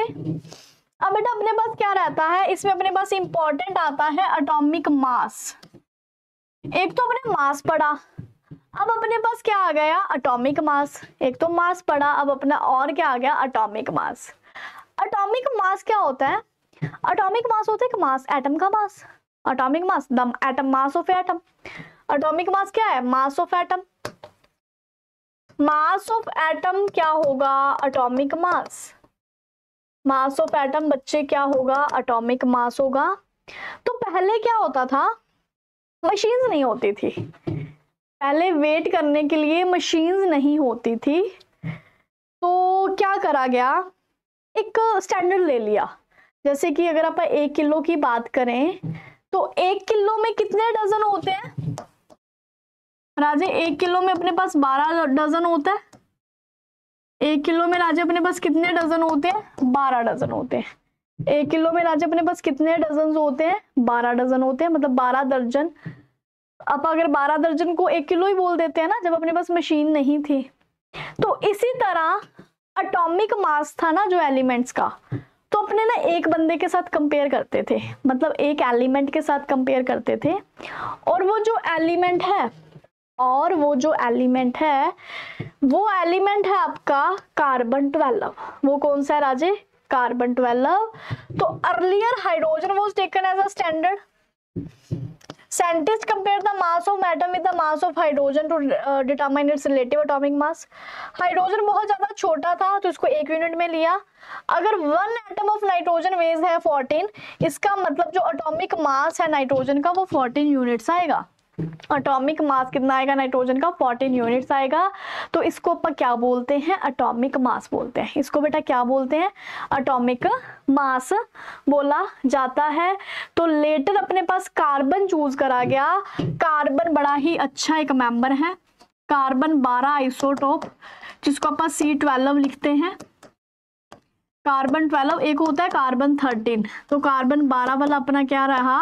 एक मेजरिंग करता है एटॉमिक मास को। कार्बन 12 आइसोटोप है जो चूज करा जाता है standard for measuring the atomic mass. Standard for measuring the atomic mass कि मान के चलो अगर आपके पास 1 किलो का वेट नहीं है ना तो 12 ऑब्जेक्ट रख दोगे, क्योंकि जो 12 ऑब्जेक्ट थे वो 1 किलो के थे। तो इसी तरह अगर आप किसी भी एलिमेंट का मास देख रहे थे एटॉमिक मास, तो उसमें अपने कार्बन 12 असाइन करा और एग्जैक्टली AMU इसकी यूनिट क्या आती है? AMU। और अभी रिसेंटली इसको किससे लिखते हैं? U से लिखते हैं। रिसेंटली राजे किससे लिखते हैं? U से लिखते हैं। बताइए समझ आया? क्या हो गया? थक गए? इतनी जल्दी थक गए? तो अभी पेपर आने वाला है। आज ही मेरे को अभी चलती क्लास में ही एक मैसेज आया है, तो बहुत ही जल्दी आपको किसी सेशन में ना मास्टर कैडर और लेक्चर कैडर की भर्ती अनाउंस हो जानी है। मत थको, अभी मत थको, बाद में थक जाना। चलें नेक्स्ट एग्जाम्पल है बेटा अपने पास। सबसे पहले डेफिनेशन देखो 1 AMU की। 1 atomic mass unit is mass equal to the 1/12th mass of the 1 carbon atom। तो अगर आप किसी भी एक AMU की यूनिट निकालते हैं वो क्या होएगी? 1/12। वो क्या होएगी राजे? 1/12 होती है। The mass of A hydrogen atom, अपने हाइड्रोजन एटम का मास अपन देखते हैं तो एक कंप्यूट करा कि जो 1 AMU है ना वो 1.66056 10⁻⁻24 ग्राम है। Mass of an atom of hydrogen अपने पास है 1.6736 10⁻⁻25। इन टर्म्स ऑफ AMU दोनों को अपने क्या कर दिया भाई? डिवाइड कर दिया। एक AMU की यूनिट ले ली, एक अपने मास की ले ली, तो अपने पास जो मास का यूनिट मास कितना आया? 1.0080। तो हाइड्रोजन का मास अपन कितना पढ़ते हैं? 1 ही तो पढ़ते हैं। हाइड्रोजन का मास बच्चे अपन कितना पढ़ते हैं? 1 ही तो पढ़ते हैं। तो जो हाइड्रोजन का मास रहता है वो कितना है? 1 है। हाइड्रोजन का मास कितना कंसीडर करते हैं? 1 करते हैं। और इसको कैसे रेफरेंस करा गया? आप एक एटॉमिक मास यूनिट की रेफरेंस से करा गया। नाउ सिमिलरली जो ऑक्सीजन का मास है वो भी अपने पास कितना है? 116। और कितना आता है? 15.995 AMU। 15.995 AMU। तो अगर आप एवरेज की बात निकालते हैं तो एवरेज क्या होता है? जितने अपने पास होते हैं सबका क्या कर दो? मल्टीप्लाई करके टोटल कर दो। सबको मल्टीप्लाई करके राजे अपने टोटल कर दो। तो इस चार्ट से आप समझो कि एवरेज एटॉमिक मास क्या होता है। एवरेज एटॉमिक मास बेटा क्या होता है? 12 carbon 13 carbon 14 carbon. 12 carbon 98.892, 13 carbon 1.108, 14 carbon का रिलेटिव अबंडेंस इतना होता है। इसका एटॉमिक मास 12 है, इसका 13 है, इसका 14 है। अब अपने क्या करा? इसका एवरेज एटॉमिक मास निकाला। तो राजे कार्बन का एवरेज एटॉमिक मास अपने क्या करा? इसको इसके साथ मल्टीप्लाई, इसको इसके साथ मल्टीप्लाई, इसको इसके साथ मल्टीप्लाई, तो अपने पास जो एवरेज वैल्यू आई वो 12 आई। तो जो कार्बन का एटॉमिक मास है वो कितना है? 12U। कार्बन का एटॉमिक मास कितना है? 12U है। तो इसको क्या बोलते हैं? एवरेज एटॉमिक मास बोलते हैं। इसको क्या बोलते हैं बच्चे? एवरेज एटॉमिक मास बोलते हैं। तो दिस इज ऑल्सो इंपॉर्टेंट, ये भी आप अपने नोट्स में इंपॉर्टेंट मार्क्स कर लेना। लास्ट मोस्ट इंपॉर्टेंट बेटा अब अपने पास क्या रह रहा है? लास्ट टॉपिक है आपके पास मोल कंसेप्ट। ये मोल कंसेप्ट बहुत इंपॉर्टेंट है राजे। जो अपने मोल कंसेप्ट है ना, ये मोल कंसेप्ट बहुत इंपॉर्टेंट है। सबसे पहले तो मेरे को ये बताओ ये विजिबल है? इसका स्क्रीनशॉट ले लेना, नहीं तो मैं आपको शेयर कर दूंगी। अब इसमें होता क्या है? अगर अपने को मोल कंसेप्ट देखते हैं, एक मिनट, चलो सबसे पहले तो इसके ऊपर लिखो मोस्ट इंपॉर्टेंट। ये पढ़ने के बाद आपकी क्लास ओवर हो जाएगी और आप मैथ्स की क्लास लगा लेना। और कल 10 बजे इसी ही चैप्टर के मास्टर कैडर के पीवाईक्यू, लेक्चर कैडर के पीवाईक्यू करेंगे, तो क्लास में पहुंच जाना कल 10 बजे। कल 10 बजे अपन करेंगे MCQs and PYQs, most important MCQs and PYQs. आज बस अपन इसको अच्छे से समझ के जाते हैं। कल आज आप जाके अपना सारा सिलेबस देख लेना और कल अपन एमसीक्यूज करेंगे। तो बच्चे सबसे पहले होता है नंबर ऑफ मोल्स निकालने कैसे हैं। तो देखो नंबर ऑफ मोल्स कैसे निकालने होते हैं। एक फॉर्मूला देखना है आपने, given mass by molar mass, given mass by molar mass. मान लो कि मैंने दे दिया 9.8 ग्राम, चलो 98 ग्राम, 98 ग्राम सल्फ्यूरिक एसिड में कितने नंबर ऑफ मोल्स हैं। 98 ग्राम सल्फ्यूरिक एसिड में कितने नंबर ऑफ मोल्स हैं। तो सल्फ्यूरिक एसिड का सबको पता है, सल्फ्यूरिक एसिड का फॉर्मूला होता है H2SO4। अगर इसके मोलर मास की वेट करें तो 98 ही होता है। तो गिवन मास कितना था 98, मोलर मास कितना आ गया 98, 98 से 98 काट दिया तो कितना आ गया 1 मोल आ गया। तो नंबर ऑफ मोल्स कैसे निकाले आपने, given mass divided by molar mass, given mass Raje divided by molar mass. उसी तरह अपने पास है n की वैल्यू। अगर पार्टिकल्स दिए हो, अगर आपको बेटा क्या दिया हो, अगर आपको पार्टिकल्स दिए हो, अब मास नहीं दिया, अब आपको पूछा गया 6.022 into 10⁻27 पार्टिकल्स में बताओ ऑक्सीजन कितने पार्टिकल्स में कितने मोल होंगे। कुछ नहीं करना आपने, इस फॉर्मूले को लगाना है। जब भी पार्टिकल पूछते हैं तो अवोगाड्रो नंबर लिखते हैं, जब भी पार्टिकल पूछते हैं अवोगाड्रो नंबर लिखते हैं। तो अवोगाड्रो नंबर भाई क्या है 6.022 10 की पावर 23, 6.022 10 की पावर 23। और अगर नंबर ऑफ मोल्स निकालने volume by 22.4 only for gases. अगर ऑक्सीजन गैस का पूछ लिया, किसका पूछ लिया राजे, ऑक्सीजन गैस का, कि 10 ml ऑक्सीजन गैस में बताओ या 10 लीटर ऑक्सीजन गैस में बताओ कितना अपने पास नंबर ऑफ मोल्स हैं। ये इसका न्यूमेरिकल आता है, कल इसके न्यूमेरिकल करेंगे 10 बजे वाली क्लास में। वॉल्यूम बाय 22.4 कितना आ जाएगा, वॉल्यूम बाय 22.4 बताओ। समझ आया, समझ आया। अब परसेंटेज कंपोजिशन भी पूछ लेते हैं। अपने पास कोई दो है, एक ए और एक बी है। इसमें क्या होता है mass of A total mass multiply by 100, B का पूछा है mass of B total mass multiply by 100। ठीक है, mass by total, mass by total, इसमें मास बाय टोटल, इसमें भी बच्चे mass by total. Unit conversion आपने याद रखनी है जो मैंने पहले भी बताई, deci centi milli nano micro and pico. तो ये अपने पास क्या रहेगी, कुछ यूनिट्स कन्वर्जन रहेगी। डेंसिटी का formula mass by volume, mass by volume का और रिलेशन क्या होता है पीएम बाय आरटी, सिर्फ ओनली फॉर गैसेस। ये फॉर्मूला आपने कब लगाना है, सिर्फ गैसेस के लिए लगाना है।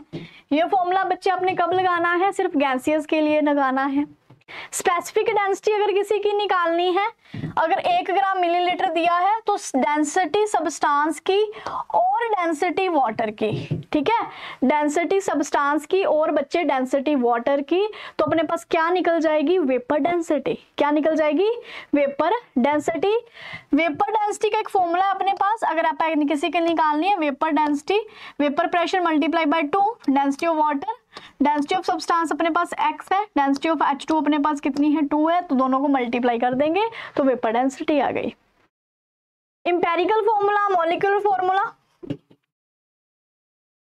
इंपेरिकल फॉर्मूला और मॉलिक्यूलर फॉर्मूला क्या होता था, देखो एक मैंने बता दिया C6H12O6, एक मैंने क्या लिख दिया C6H12O6, एक मैंने ऐसे लिख दिया C6H6O, नहीं बाहर मैंने 6 लिख दिया, बाहर मैंने 6 लिख दिया CH6O, बच्चे मैंने यहां पे लिख दिया CH6O, जिसमें अपने को प्रॉपर नहीं पता कि कितने एटम्स हैं, सिर्फ अपने को ये पता है कि एटम हैं, कौन कौन से, CHO है, तो वो अपने पास क्या होता है एम्पिरिकल फॉर्मूला। जिसमें टोटल पता हो वो अपने पास होता है मॉलिक्यूलर फॉर्मूला। वो क्या होता है राज अपने पास मॉलिक्यूलर फॉर्मूला होता है, उसको अपन क्या बोलते हैं, मॉलिक्यूलर फॉर्मूला बोलते हैं। तो बताओ ये समझ आया। All clear? जल्दी से बताइए, all clear? Done done done done. Next चलो, फिर अपने पास mass number, atomic mass, mass number हो गया, एटॉमिक मास हो गया, एवरेज एटॉमिक मास हो गया। अपने पास कुछ फॉर्मूलाज हैं जो कि अपने फिजिकल केमिस्ट्री की जान है। ये कुछ फॉर्मूलाज हैं अपने पास। ये फॉर्मूलाज क्या है अपने पास? सबसे पहले है कंसंट्रेशन टर्म्स। कंसंट्रेशन टर्म्स बेटा क्या होती हैं? कंसंट्रेशन टर्म्स जो होती हैं, कंसंट्रेशन टर्म्स की बात करें तो कंसंट्रेशन टर्म है कि आप कितनी कंसंट्रेशन से पढ़ रहे हो। आप पढ़ रहे हो क्या कितनी कंसंट्रेशन से? क्या आप क्लास को छोड़ के नहीं जा रहे बीच में? तो कंसंट्रेशन क्या होता है कि अपने ना जो प्रैक्टिकल कर रहे हैं उसमें मोलैरिटी कितनी लेनी है, मास कितना लेना है, मोलैलिटी कितनी लेनी है। देयर आर सम टर्म्स, कुछ कंसंट्रेशन टर्म्स है जो कि सोल्यूट पे डिपेंड करती है।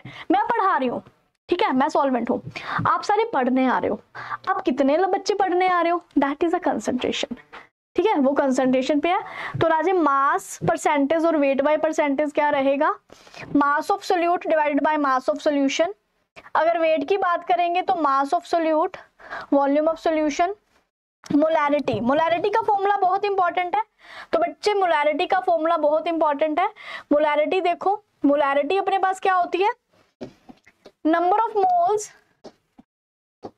मोलैरिटी क्या है? Number of moles of solute and volume of solution in litre. Molarity बहुत इंपॉर्टेंट है। और नंबर ऑफ मोल्स कैसे निकाले थे? नंबर ऑफ मोल्स ऐसे निकाले थे, given weight by molar mass, given weight by बच्चे मोलर मास। मोलैलिटी क्या होती है? मोलैलिटी होती है number of solute mass of solvent in kilogram. Molarity में वॉल्यूम लेना है, मोलैलिटी में मास ऑफ अपने को किसका लेना है? सॉल्वेंट का लेना है। किसका लेना है? सॉल्वेंट का। अब सोल्यूट सॉल्वेंट तो पता होगा ना, सोल्यूट एंड सॉल्वेंट। पानी में अपने चीनी डाली, जो चीनी है वो सोल्यूट है, जो सॉल्वेंट है वो आपका मतलब जो पानी है वो सॉल्वेंट है। जो कम अमाउंट में लिया जाता है उसको सोल्यूट बोलते हैं, जो ज्यादा अमाउंट में लिया जाता है उसको सॉल्वेंट बोलते हैं, उसको सॉल्वेंट बोलते हैं। तो मोलैलिटी हो गई। स्ट्रेंथ कैसे निकालनी है? Mass of solute by volume. एक छोटा एम एक बड़ा एम, ये रिलेशन बहुत इंपॉर्टेंट है, इससे पीवाईक्यू क्वेश्चन आया हुआ है। इसको आपने एज इट इज याद कर रखना है। इसमें आपको डेंसिटी निकालनी है। मोलैलिटी गिवन थी, मोलैरिटी गिवन थी, ठीक है, मोलैलिटी और मोलैरिटी का फॉर्मूला है, बट उस पेपर में मोलैलिटी गिवन थी, मोलैरिटी गिवन थी और आपको डेंसिटी निकालनी थी, तो इस फॉर्मूले से निकली गई थी। तो this is in PYQ, master cadre का पीवाईक्यू है। तो बताओ यहां तक किसी को कोई दिक्कत, कोई परेशानी? बच्चे यहां तक किसी को कोई दिक्कत, कोई परेशानी? ये मोल कंसेप्ट इस चैप्टर की रीढ़ की हड्डी है, इसको अच्छे से कर लेना। कल आप क्वेश्चंस करेंगे, मोल कंसेप्ट के क्वेश्चंस ये ज्यादा सॉल्व करेंगे क्योंकि इसी में से पेपर आता है। अब देखो इक्विवेलेंट वेट क्या होता है कि atomic weight by valency. Acid के लिए क्या होता है कि वो कितने H+ रिप्लेस कर देता है अपने मॉलिक्यूलर वेट के अकॉर्डिंग, उसको क्या बोलते हैं? उसकी अपन एसिडिटी। क्या बोलते हैं बच्चे? एसिडिटी बोलते हैं। अगर किसी की प्रायोरिटी निकालनी है तो mass of substance, total mass multiply sample. Yield निकालनी है actual divide by experimental divide by theoretical. तो ये था आपका one shot, one chapter, one short revision, some basic concept of chemistry. I hope आपको ये सेशन बहुत अच्छा लगा होगा। समझ आया नहीं आया कमेंट बॉक्स में जरूर बता के जाना। All good. तो मिलते हैं फिर कल अपन 10 बजे और 4:30 बजे। 10 बजे करेंगे क्वेश्चंस का और 4:30 करेंगे अपन थ्योरी का खात्मा। Got it? तो जो भी स्टूडेंट इस चैनल को पहली बार आया है तो Arora classes teaching exam channel को सब्सक्राइब कर लेना और Telegram channel chemistry with Kajal ma'am तो सब्सक्राइब करना बिल्कुल ना भूलना। तो ये चैनल है अपना केमिस्ट्री विद काजल मैम, इस पे आपको पीडीएफ मिल जाएगा जो अपने पढ़ा है। डेली पीडीएफ मिलेगी, यूट्यूब क्लासेस की डिस्कशन रहेगी, डायरेक्ट इंटरेक्शन कर सकते हो। कोई भी डाउट है मेरे को टेलीग्राम पे पूछ सकते हो।